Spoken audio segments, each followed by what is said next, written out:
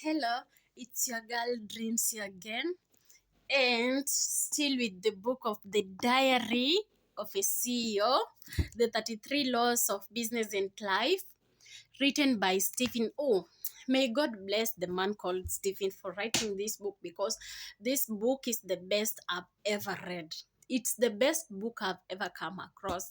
That's why I decided to share with some of you who really want to hear it, and with some of you who really love to read stories and listen to stories. This is the best story you can listen to, because actually it can also change your life. Okay, last time I told you about the 5 buckets, and today I'm going to tell you about you do not get to choose what you believe. This law is the fourth law. Actually, I went from the first law to the first law because I really love this one. I just wanted to deliver it as quickly as possible. This law will teach you how to change any belief that you have, whether that's your self-belief about others or belief about the world, while also showing you how to change the stubborn belief of others. Think of someone that you absolutely love, your mother, your father, your partner, your dog, the most important person or animal in your life. Now, visualize them tied to a chair, being held at gunpoint by an aggressive terrorist. Now, imagine that the terrorist says to you, if you don't believe that I'm Jesus Christ right now, I will pull the trigger and kill them. What do you do? The truth is, the most you could do is lie. The most you could do is to tell them that you believe they are Jesus Christ in the hope that your loved ones will be spared, but you couldn't genuinely make yourself believe it. Actually, even me, I will just say, just to make that terrorist leave my mommy alone. Oh. But actually, I can't just believe. But do you know there is some people who will believe that this terrorist is Jesus Christ? Because actually, I read some part in the Bible. They say that Jesus will come as a thief. So I think there is some people who will believe this terrorist is actually Jesus, because he came as a thief, he came as a terrorist. But anyway, forget about that. That was just a by the way, Our brain consumes a huge amount of energy and have therefore involved strategies to preserve energy in order to survive. Because one of the brain's main purpose is to predict by spotting patterns and making assumptions based on those patterns, it must do so as efficient and in a little time as possible. Beliefs allow the brain to make such forecasts quickly. Having stubborn beliefs is a usual survival tool for human, because belief drive behavior. Your ancestors, who stubbornly held the belief that lions are dangerous, fire is hot, and deep water is to be avoided, survived long enough because of this belief to have babies who possess the same stubbornness.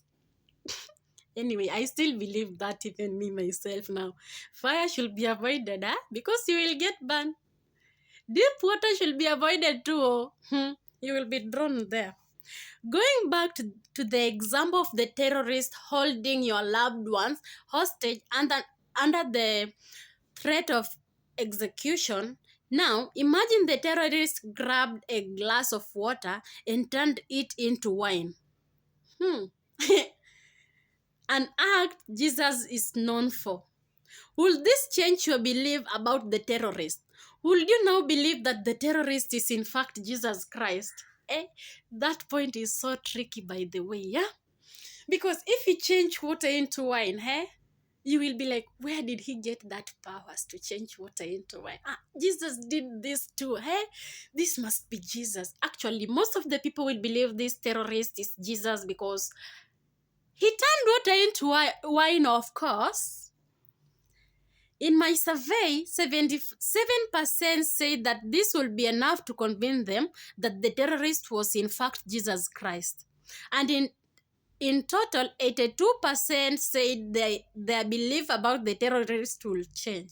The act of witnessing someone turn water into wine was strong enough evidence to cause them to change their belief. Hey, but me, actually, even me, I might change it. You never know. This thought experiment and the corresponding survey reveals a fundamental truth about the nature of all of our beliefs. The things you believe are fundamentally based on some form of primary evidence. However, scientific studies have repeatedly proven that whether that evidence is objectively true or false doesn't actually matter. We subjectively accept evidence to be true based on our experience and biases. There are still 300,000 Americans who believe the earth is flat. In a recent survey, 21% of adult Americans said they believe Santa Claus is real. Anyway, I used to believe that when I was young, Santa Claus was real. Even I used to say, I wish I was staying in America so that Santa Claus will bring me present. But now that I think of it, I don't believe that Santa Claus is real. A disturbing number of people believe King Charles is a vampire. King Charles is a vampire. Anyway, one in 3 Americans believe Bigfoot exists. Have you ever read the book of Bigfoot? Even just seen the video of the Bigfoot? But I don't believe that they really do exist anyway. And 1 in 4 Scottish people believe there is a giant monster living in a lake near Inverness. Oh my goodness. Anyway, forget it. To change their beliefs, simply telling them they are wrong, as we have seen in Law 3, won't work. Actually, I will tell you about Law 3 in the next. Law 3 is only about providing evidence, a stronger evidence than the one they believe in, the one they have. If you provide a stronger evidence, they might change their belief from this belief to the another belief. Showing a flat earth, a legitimate picture of a round planet Earth, also doesn't work.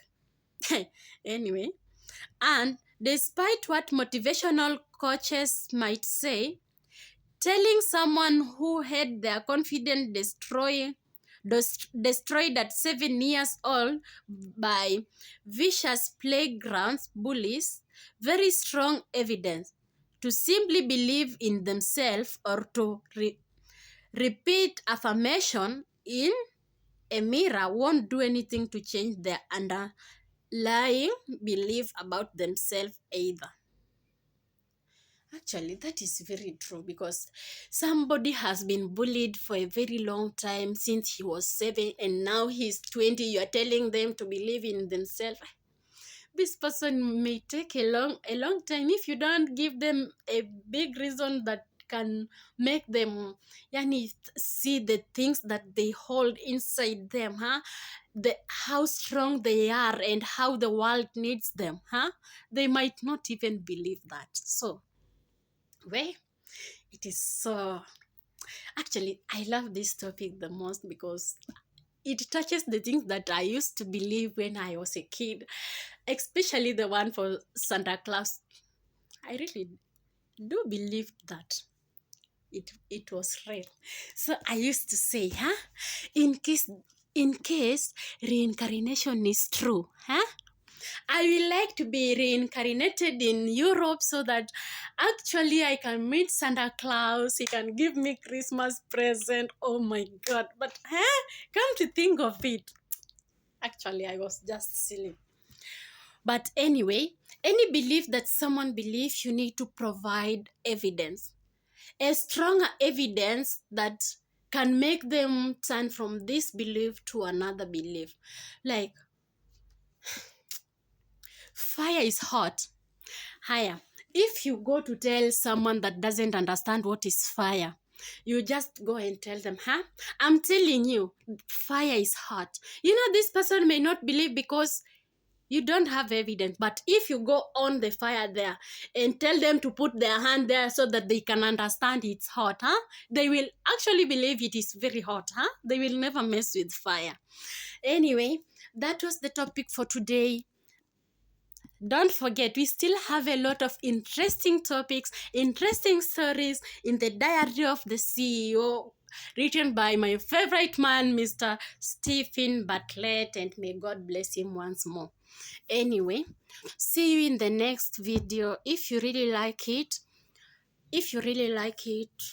don't forget to share, subscribe, like, comment. Actually, comment what you would have done if you were, yani, would you really believe that that man, the terrorist, was Jesus? And tell us about some belief that you used to believe when you were young, when you are still, even now, the belief that you still believe that they really do exist. You see, it is such an interesting story. Actually, I really just love it. See you in the comment section. Tell us, as in, if you really like it, you can follow me and you can get more and more interesting stories like this one from the book of the CEO by our favorite man, Mr. Stephen. And see you in the next session. Yeah, I love you guys. Thank you very much.